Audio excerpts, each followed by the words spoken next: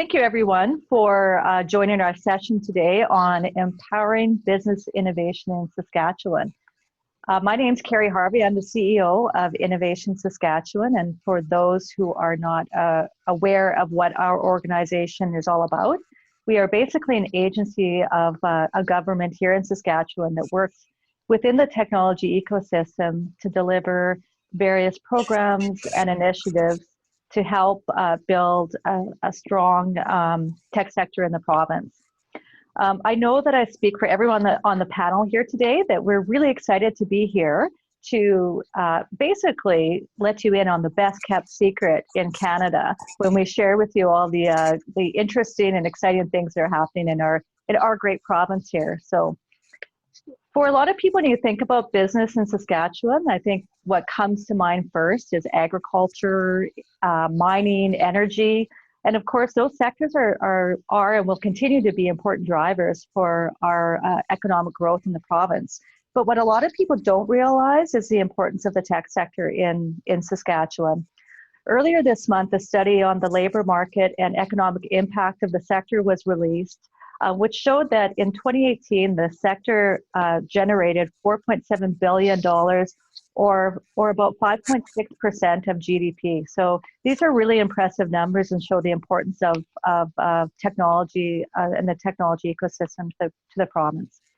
Over the last 4 years in particular, we've seen significant momentum and great excitement by all stakeholders in our ecosystem, from government to post-secondary institutes, to the companies that are working in the sector, to our investor community, and to illustrate the value that the government has placed on this industry. Last fall, the government released its plan for growth, which included a goal to triple the tech sector by 2030. So as you can see, there's a lot of importance placed on this sector and the growth of it in the province here. Today, we're going to talk a little bit about how this has come to be in this small province of ours. And joining me today from beautiful Saskatoon here is Jordan Dutchak. Do you want to give a wave, Jordan? Executive Director of Co.Labs, Saskatchewan's first technology incubator. Dr. Aaron Genest, who is president of SaskTech, the industry association that advocates on behalf of tech companies in the province. And Dr. Terry Peckham, who is the head of the Digital Integration Center of Excellence, or DICE, with Saskatchewan Polytechnic.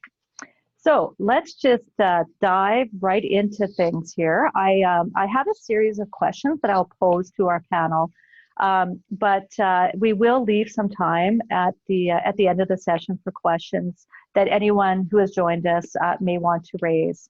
So Terry, let's kick things off. With you. So we have this new DICE Center at Sask Poly, and can you talk a little bit about the role that this is going to play, that this infrastructure will play in helping small to large industry players who are generally in our traditional business sectors to innovate rapidly to their approaches in technology and in particular cyber security? Sure, happy to have a discussion a little bit about that.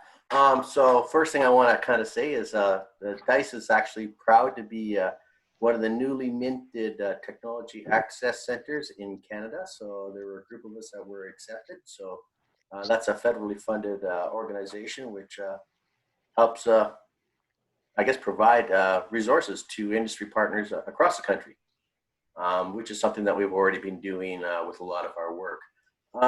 DICE is literally about data for the most part, wide topic.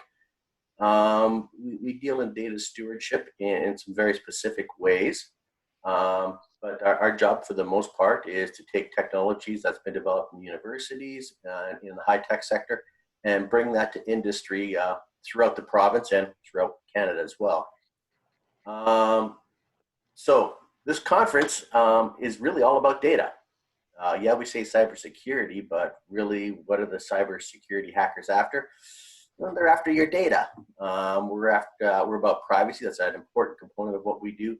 We're about protecting data, and that comes in a lot of different ways and in shapes, depending on what types of projects we are working on. So DICE is involved in basically data, and we'll talk a little bit about that as we kind of work through this particular session. Okay, thanks, Terry. As I mentioned, Saskatchewan, we are a small, tight-knit community, tight-knit province. We have a couple of other players in the post-secondary space, being the university, particularly the University and of Regina and University of Saskatchewan. Can you talk a little bit how you work with those other partners in this space, to collaborate on various innovations in again, maybe speak specifically to cybersecurity innovations? Sure. So if you really take a look at Saskatchewan, and I'm going to play on the hat that we're commonly given, we tend to be thought of as an agricultural setting. Farms definitely come to mind real quick. Part of the Prairie Province, whether it's Saskatchewan, Manitoba, Alberta, we carry a bit of that agricultural history through a lot of the stuff that we do. And what I mean by that is there's the old-fashioned notion of your neighbor's barn burnt down, and what happens? Well, the whole town shows up to help build that barn again. And we actually see that type of mentality carrying over in to the high-tech sector that we see here in Saskatchewan, the same style of cooperation, collaboration, working together to solve problems. And so when it comes to projects, especially the larger ones that we deal with, they're generally more than one person can perform research on. They're complex problems, and they involve us reaching out to our partners, both at the University of Regina, the University of Saskatchewan, and collaborating with researchers from different areas. We see a fair amount of work being done in interdisciplinary nature of the work that we do. So whether we're working with engineering departments, whether we're working with veterinary departments, education, computer science, cybersecurity, we're collaborating with a lot of those different people on different types of research projects. One of the great examples is our work with Dr. Natalia Stakhanova. I just killed her last name, I'm sorry. Stakhanova. She's a Canada Research Chair for Security and Privacy. And her approach aligns very well with what we do at Saskatchewan Polytechnic in terms of it's a very applied style of research, and it fits very well with how we apply and work, not necessarily so much in the theoretical, but in the application of that theory in industry. With respect to the types of projects in cybersecurity, we've got two major types of projects that we deal with in our dealings with industry. One of them would be sort of the infrastructure-based projects. And these are projects where we're collaborating with a lot of the different engineering departments from different universities to create networks. For example, rural connectivity in Saskatchewan is a very difficult problem. Urban has never been a problem because you always have that population density. But as soon as you move to the rural areas, how do you connect and transfer data in remote areas and do it efficiently, effectively, and securely? And so we're collaborating with both universities and our local telecommunications company, Saskatchewan SaskTel, which is a provincial entity as well. We collaborate in the mining industry. How do you create infrastructure problems there? So whether it's in the processing of the ores that's done and integration of sensor systems, and how do you track that data and make sure that that's secure, as well as in the agricultural. So ag is moving high tech. The farms are moving towards actually autonomous vehicle operation. Precision agriculture is a very, very big business. And again, in those areas, we are about how much data is created. Sometimes it's on the order of terabytes of data per field. And you analyze that data. How do you move that data securely? How do you make sure it's safe? How to store it appropriately? And then again, do that analysis. The other area, other than those physical parts, we move into sort of the artificial intelligence, the machine learning, the data analytics side of things. How do you make these systems smart? You've got the data, you need to make them smart, but at that same point in time, you have security issues, you have privacy concerns that need to be addressed. And so across those particular spectrums, we're working in the automotive industry. Even though we don't have a big automotive sector in Saskatchewan, we've gotten our fingers into some of those spaces. Healthcare, That is a huge issue, especially with the new COVID crisis. So we're involved with research on how would we look at encryption. So homomorphic encryption, distributed computing, how do you link those two particular pieces together to make sure that you've got the ability to actually mine and learn information from data, but at the same point in time, you can actually include some personally identifiable information because it's encrypted using homomorphic encryption. So we're interested in some of those particular aspects within the healthcare. And again, that comes back to COVID, as we were involved with some of that stuff. Again, mining, ag, and education are all other areas that are definitely of a high priority for us. Could I maybe chime in on that, Kari, quickly? Yeah. So one of the things I find fascinating about DICE, and we were, one of the supporters of the project as well with Co.Labs and what we do, we work with early stage tech companies. These are pure tech. So it's software, it's hardware, that's their core product. And of course you have, a lot of large corporations that have the capacity and the resources to develop new technologies, to take risks. What's fascinating about DICE, and the reason why I think it's actually more timely now than it ever was, is that I just got off a call this morning with my equivalents and peers across the country. And one of the conversations we're having is that, there's this conversation happening at the national level about how do we in our municipal environments support, brick and mortar companies and SMBs who are kind of in between those two areas. They don't have all of the resources and capital that these large multinationals may have to try and get into, these R&D environments, and they're not pure tech like the companies we serve. And so I think what's interesting about DICE is this is not a challenge unique to the prairies or to Saskatchewan. All across the country and perhaps the world, there are these SMBs and brick and mortars who right now more than ever are struggling to become digital and struggling to become, technology-enabled companies. What I think is our comparative advantage, though, with DICE is that, the DICE infrastructure was created months ago, and now is being able to take a lead role in helping these SMBs digitize their products and services and be able to kind of make that transition. So if anything, I think DICE is incredibly timely, and given the fact that it's national in reach and it's serving companies across the country, I think that presents a unique opportunity for a lot of SMBs to utilize the center. Yeah, I totally agree. Thanks for that, Jordan. I'm going to switch gears here and move over to Aaron here. So Aaron, as I mentioned, is the head of our an industry, I guess, group called SaskTech. But Aaron, you've also been involved, as a member of the tech community for a number of years.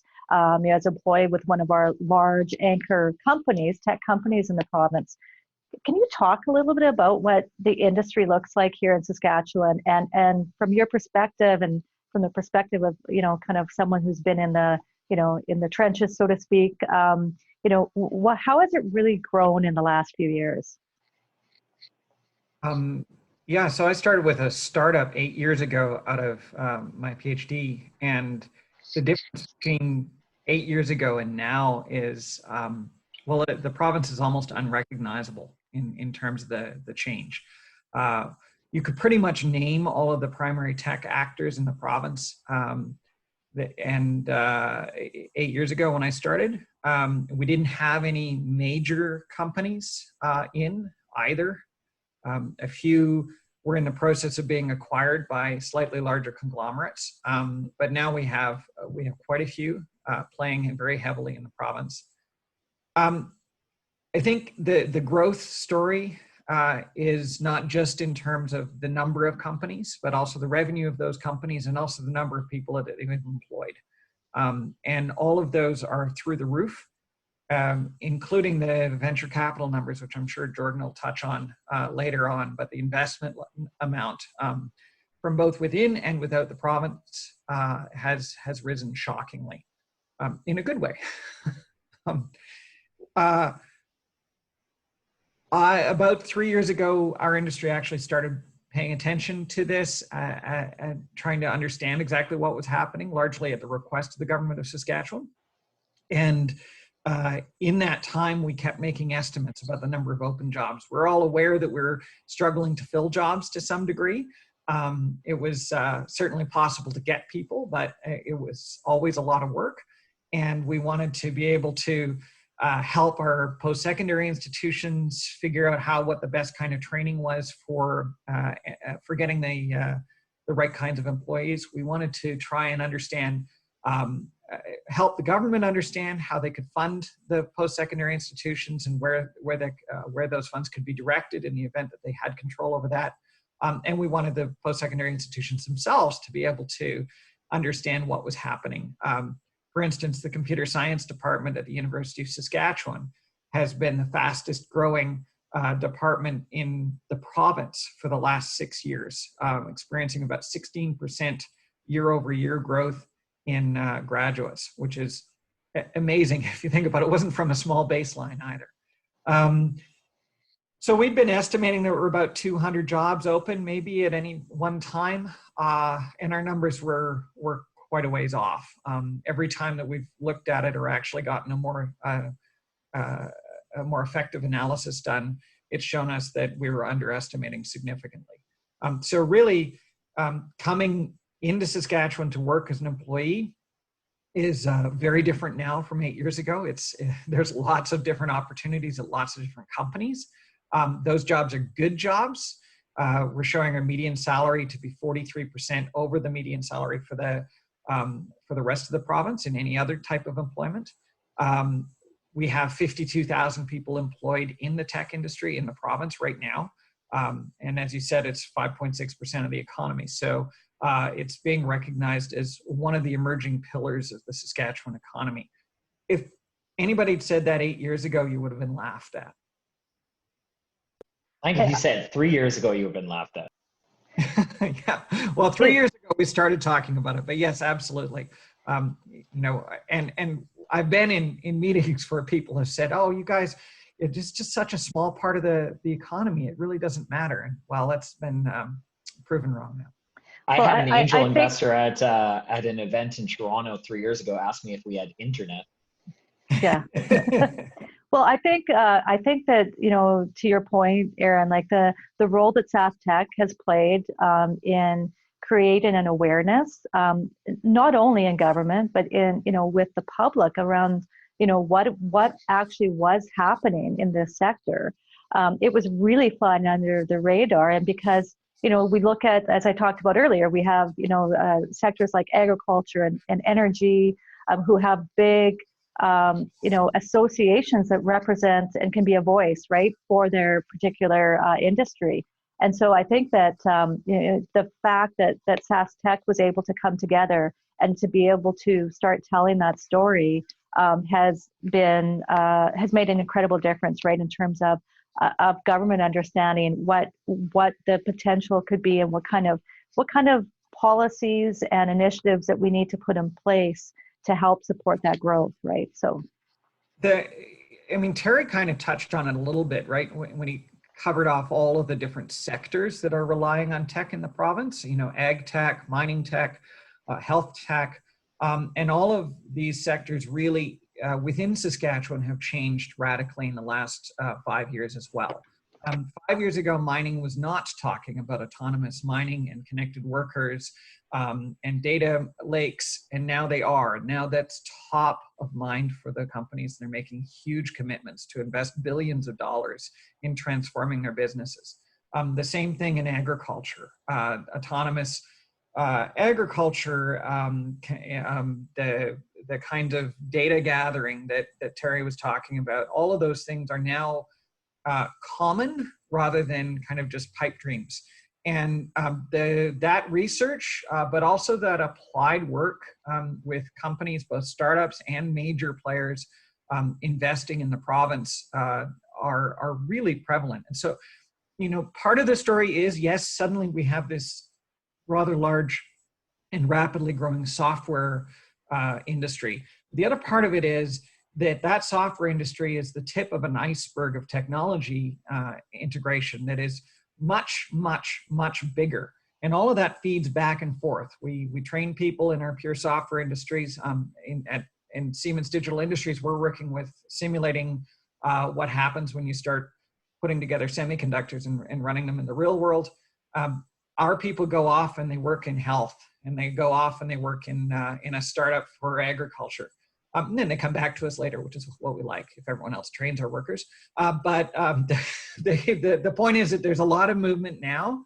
And, 10 years ago, if you entered this industry in Saskatchewan, you would have had, 5 or 6 different places to apply, and that would have been it. I know, because I was applying to those places. And Aaron, if I may, I think that it's fair to say that if you go to most regions, most of the larger cities in Canada, they've all seen a growth in their tech sectors. I think that's a fair thing to say. But what's interesting about Saskatchewan, on your point and Terry's point, is that for us, especially more acutely in the last 3 to 5 years, almost every star has aligned, and all at the same time. I have the data in front of me. We had $500 million of M&A directly in the software hardware space in the last 3 years. And we had like 150, 200 million in direct investment, and Co.Labs and DICE and, major access. All of these things are all culminating. And so it's almost creating all of these like collateral effects, like the creation of SaskTech and all of these other things, which are all almost building on top of each other. So I think, albeit it's fair to say most regions have experienced massive growth in tech, I think that's just a reality. The way we've experienced in Saskatchewan in the last 3 years is almost like everything all at once. And in a way, almost like all rowing in the exact same direction. And I think that's the unique comparative advantage that we have, is everyone knows each other. We're all on the same team, but we're all working on different things together. And that's what's kind of fascinating about it, I think. Yeah, we'd like to talk about the Saskatchewan advantage. And when we talk about the kinds of things we're doing as an industry and government, and I talk about this outside of the province, my colleagues are all flabbergasted that we can get all the people who can make those decisions in the same room very easily in Saskatchewan. And I think that that's been a part of it. We've got a responsive government. We can put 3 ministers and the premier in a room with the industry leaders, with the education leaders, all at the same time, and figure out the difficult problems very, very quickly. And so this is why we've seen, the growth of our computer science and engineering departments in terms of adding professors. It's because the provosts of the universities and the minister of advanced education and the faculties and the industry were all sitting there saying, this needs to happen. Let's figure out where we can get money, even though it's a difficult time to be able to invest in these kinds of things from a government standpoint. That's unique. That is utterly, that won't happen in Ontario. That won't happen in Quebec. It won't even happen in Nova Scotia. So we're very blessed in that way. Okay, I'm going to maybe shift gears now and just go over to Jordan to talk a little bit about Co.Labs and sort of the whole the startup culture that's developed in the province here, and what kind of supports we have in place for Co.Labs or for these companies through Co.Labs. I was supposed to be the last speaker. You've caught me off guard. Sorry. No worries. Right. So yeah, Co.Labs, we operate very similar to many of the hubs that a lot of the people on the webinar right now would be aware of. Communitech, Mars, Platform Calgary, BC Tech. These hubs are all over the country. There's probably, by my estimate, between 50 and 100 of them. But what's unique about Co.Labs is that we're only 3 years old. We're like literally 38 months old. And when we were creating our model, we literally got to look at, in some cases, 5, 10, 15 years of incumbency of what other hubs across the country had done, their model and how they approached a combination of like economic development meets building a startup community, bringing in academia, industry, like you're trying to basically do all of it, right? And so the way we approached it was essentially going and looking at all of the best ideas in many ways and essentially building a Frankenstein that for us was going to be the right model for our ecosystem. And to the discussion we were having earlier, 3 years ago, there was no real well-known startup community in Saskatchewan anywhere. We didn't have a ton of infrastructure to support that. And so when we started, we literally started from scratch. And the way we looked at it was, we first and foremost have to build community. Then we have to find a way to fix the talent or the capital challenges of how do we find the capital for companies. And then the tertiary problem becomes talent, right? So in our first 3 years, we built that sense of community. We built a number of programs. We started working with corporations. We have, a unique corporate incubation program that exists nowhere else in the nation. And we've worked with the second largest corporation in Saskatchewan as our first client and partner on this to help them transform their industry and to take some of the benefits of being agile startups and apply it. And then we started working with the government and angel investors in the community to fix the talent challenge. We've had over $50 million of new early stage capital formalized in Saskatchewan in 24 months. Think about that. It's a big deal when there's a $50 million fund that sprouts up in Nova Scotia or even Toronto at early stage investment. But when you do that in Saskatchewan amongst 5 different funds, all in 24 months, that's meant that not only do our companies have an ecosystem and they can support each other, they now have access to all of that capital, whereas years ago it didn't exist. And so where we're at today is, to Aaron's earlier point, we've almost created a problem for ourselves, which is talent. How can we feed the monster in the engine that we've helped create? Economic development's tricky. If you do it right, you inadvertently will create new challenges. And we've done just that. I think it's an admirable problem that we've created collectively. And it wasn't just the creation of new early stage startups and a startup community. It was also those M&A deals. It was the fact that Siemens acquires Solido and Mentor. That was a massive deal, and they kept that office here and they're growing it. The fact that Skip the Dishes is from Saskatoon. Not a lot of people know that. They remained their technical office in Saskatoon, and it still exists here today. And the founders actually have moved back to Saskatoon and are building their next company. It's growing like crazy. And then you factor in what Terry's doing with Dice and helping essentially, enable incumbent industries and brick and mortars to digitizing. We have this massive talent challenge. And one thing that I think is quite interesting now is with COVID and the fact that so many companies have had to make layoffs, you now have this nebulous national talent pool of individuals who are really strongly considering the value of a secondary market like Saskatoon and Regina, and the quality of life you can have if remote work and non-centralized offices is the new normal. And so we've almost kind of prepared for this moment for 3 to 5 years in many ways without even coordinating with each other. Solido was what, Aaron, like 10 years old when you sold, 12 years old, something like that. So you didn't go into the creation of that company 12 years ago with the intention that would align about a year and a half right before all of this massive growth, and Co.Labs didn't, coordinate our creation and growth. But where we are at today is that we have a lot of companies. Our companies are very resilient because they've had to do more with less. And so we have very positive unit economics. They work very hard and they have to get to market through sustainable means because that's how the environment around them has expected their growth to be. And as a result of the changes of COVID, it's presented a tremendous opportunity for us. Okay, thanks, Jordan. So I think maybe I'd like to share a little bit about, again, just building on what role government has played in helping to build this ecosystem. And I think to the point that, we at Innovation Saskatchewan and quite frankly across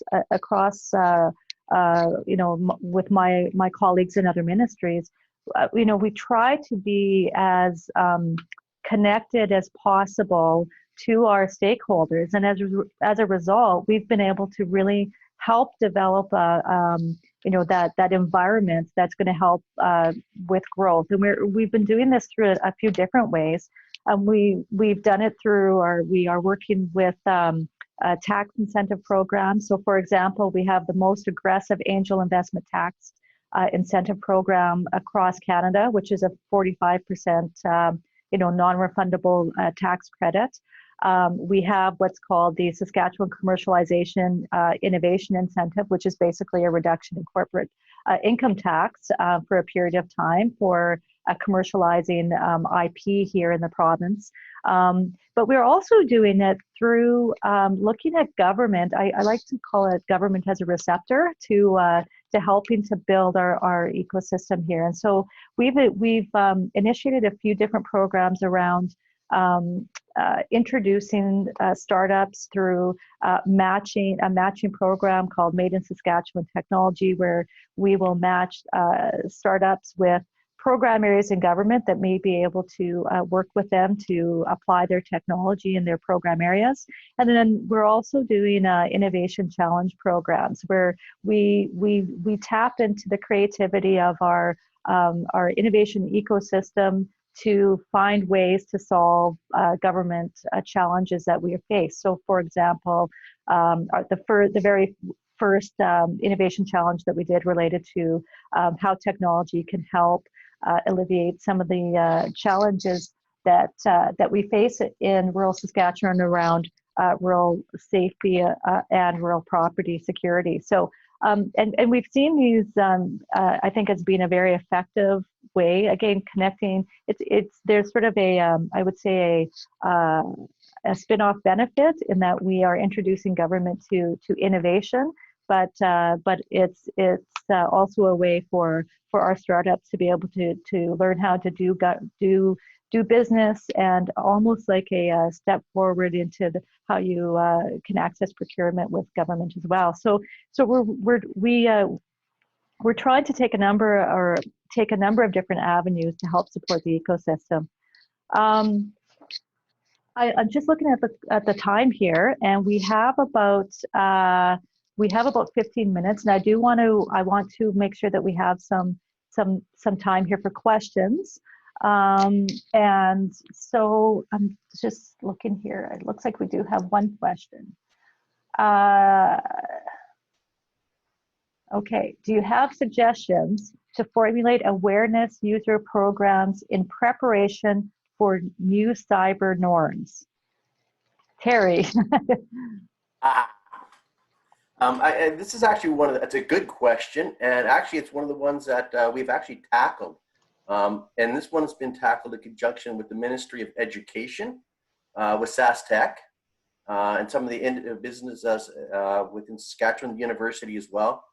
And that involved actually taking a look at, I guess, taking a look at where this problem begins and where our future is. And so we've actually integrated programs and started working with the K-12 system, and in particular, the grades 4 through 6, kind of that 9, 10, 11, 12-year-old stage. And we're looking at integrating programs within those particular sets of curriculum with respect to, it's not programming, it's not computer-based, but it is that sort of that thought or that reasoning process that you would follow, that problem solving, to try to, number one, teach children about some of these things that they're going to be encountering, and number two, because we're having such a shortage and we see a shortage, how can we spur on young individuals, and in particular women who are an underrepresented section of the industry, how can we spur them on to moving into a computer or a tech style business? And so it's been one of our areas is looking at, well, it starts with the children. And so we've been working with government, industry, and post-secondary all together to try to figure out how we can actually move this together to create a working solution. And I think that solution is just starting this year, although I don't know what's happening with COVID, whether it's going to continue on or not. But it's definitely something that's been worked on, and we're waiting for the results to see how that actually turns out, because it'll be quite a few years before we see the fruit of that particular labor. It's worth noting that this is actually one example of quite a few underway in different ways within our education system. We have everything from robotics and coding offered in the practical and applied arts curriculum for grades 7 to 9, to the Saskatoon Industry Education Council and Innovation Saskatchewan funding robotics kits for teachers for the entire province from K to 8. There's revamped computer science curriculum, but also in domains outside of kind of robotics and computer science. Our education system is thinking very strongly about how technology intersects with each one of those domains, so that you can address, how you might interact with a modern map as opposed to a paper-based map, or how driver education might happen through simulation more as opposed to and what that might mean for sensor interpretation and kind of the future of vehicles in mechanical practical and applied arts.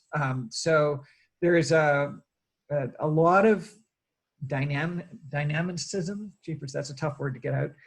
In our dynamicism. Yeah. the education system right now, being driven from a lot of different actors. And I think that's what's really strong about it. So it's great to have what's happening at Sask Poly, because I know that's intersecting with stuff that's happening at the Ministry of Education, at the Saskatchewan Teachers Federation, at the individual school level, and at Saskatoon Industry Education Council and other actors. Okay, thanks, Aaron. Thanks, Terry. Any other questions?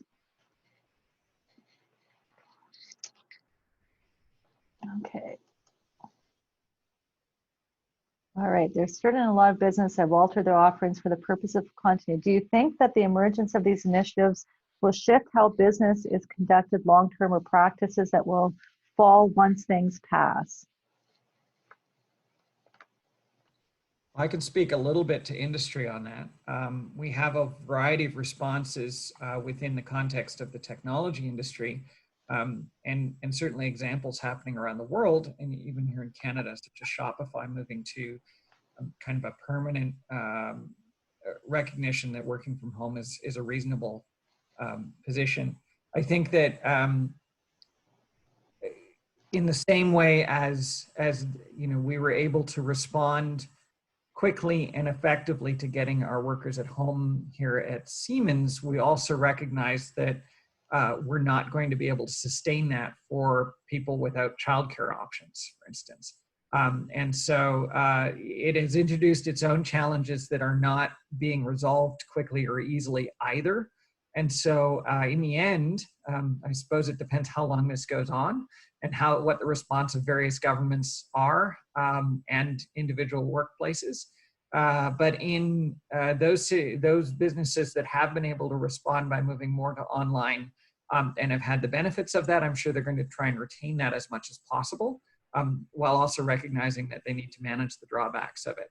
From brick and mortar business standpoint, we've had a rush in moving to more delivery services that are not mediated through Skip the Dishes or Uber, largely because the margins were too high for them to be able to manage in that context. And so they've shifted the job descriptions of their employees to include delivery services. That is probably welcome in terms of creating a diversity of options for businesses. Given the ascendancy of Uber and Skip and the rest of the companies that were moving into that field. On the other hand, it might not be sustainable for companies as they begin to have greater requirements for in-presence work as well. So I think it's a really interesting question. One of the places that would be really fascinating to watch, in my opinion, is one of our local startups called 7 Shifts, which has been doing staff scheduling at restaurants for quite some time and been very, very successful. They took an initial pretty heavy hit, as you can imagine, as restaurants all had to close down. I know that they've been doing a lot of work on pivoting and trying to make things work better for them. A lot of corporate planning on that. The long-term path forward for restaurants between delivered prepared meals, including, and in Saskatchewan this is unheard of, including wine and beer, is going to be fascinating to watch. And it's going to be a sea change in the industry, regardless of whether we go back to normal in 2 months or 12 months, because we've discovered a lot about demand that we had not ever understood before. I can maybe speak to that as well, Kari. So I think I agree with all of Aaron's points. Outside of the whole, quality of work and the actual process of how people fulfill their jobs, as it pertains to actual businesses and their services and their products, I was on a call this morning with a gentleman in Ottawa who had spoken about they're seeing a lot of M&A happening and a lot of consolidation happening in large enterprises. And I think that will be a theme going forward, is enterprises battening down the hatches and vertically integrating. As it pertains to the Main Street, as it were, and that's a word I'm hearing on every single call with the federal government, is how do we support and save Main Street?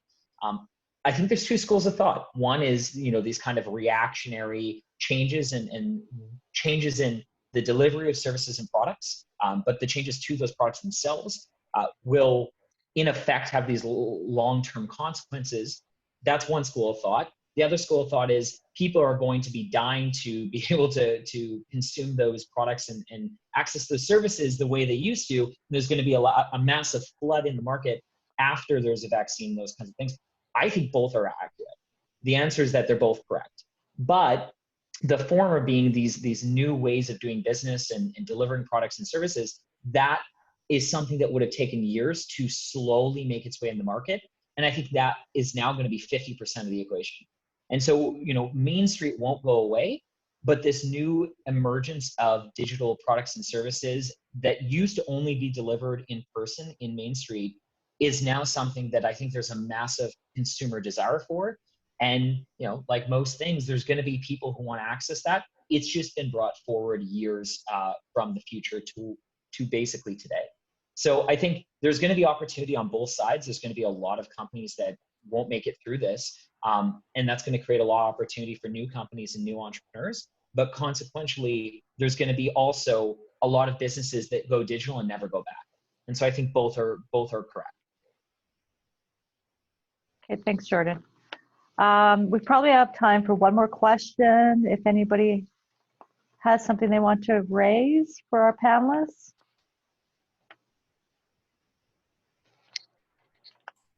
There is one question there. I think it says, I think we also have to do some research on user behaviors and how we can build a robust awareness program for end users due to this new normal end user has become the first line of defense against cyber attacks.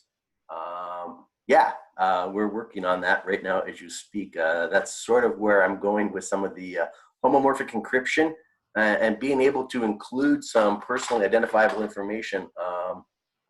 You can sanitize the information and the data, which works great. That makes everything anonymous, but you lose something. And sometimes you're losing some important pieces of information in that particular equation.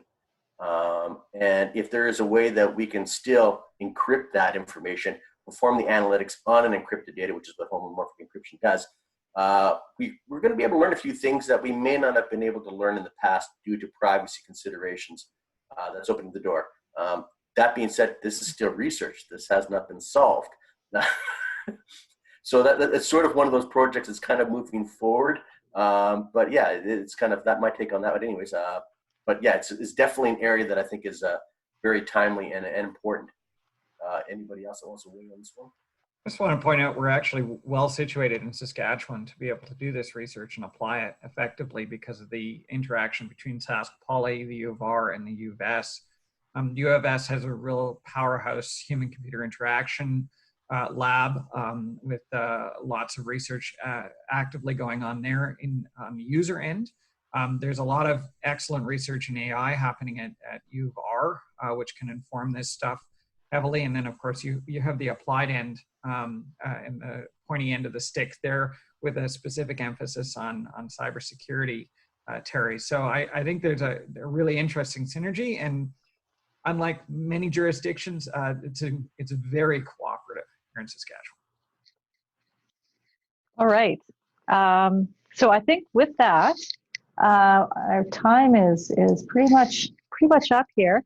On behalf of Aaron and Jordan and Terry and myself, I want to thank you for choosing to participate in the panel session today, because I know there's lots of choices out there at the conference. So we really appreciate you taking time out of your day, and also appreciate the work that the siberX team has done to put this conference on and to have us join as part of the discussion. So really appreciate that.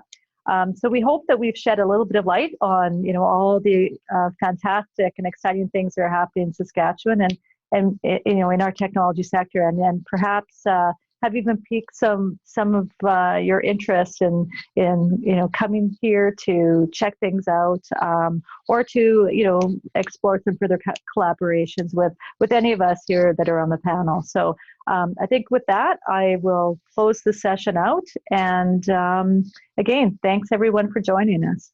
Take care and enjoy the rest of your session.